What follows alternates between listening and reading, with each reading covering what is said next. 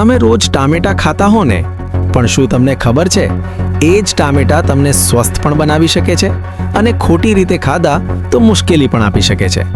આ વિડિયો આખો જુઓ, નહીં તો મોટી ભૂલ થઈ શકે છે. ટામેટામાં લાઇકોપીન નામનું શક્તિશાળી એન્ટીઓક્સિડન્ટ હોય છે, જે આપણા શરીરને અંદરથી સુરક્ષિત રાખે છે. ટામેટા હૃદય માટે ખૂબ જ ફાયદાકારક છે. એ બ્લડ પ્રેશર કંટ્રોલ રાખે છે અને હાર્ટની બીમારીઓનો ખતરો ઓછો કરે છે.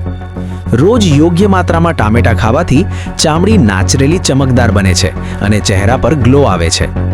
વજન ઘટાડવા માંગતા લોકો માટે ટામેટા બેસ્ટ છે, કારણ કે તેમાં કેલરી ઓછી અને ફાઇબર વધારે હોય છે. ટામેટામાં વિટામિન એ અને સી ભરપૂર હોય છે, જે આંખોની રોશની વધારે છે અને ઇમ્યુનિટી મજબૂત કરે છે. પણ દરેક સારી વસ્તુની જેમ ટામેટાના પણ થોડા નુકસાન છે. ખાલી પેટે ટામેટા ખાવાથી એસિડિટી અને ગેસની સમસ્યા થઈ શકે છે.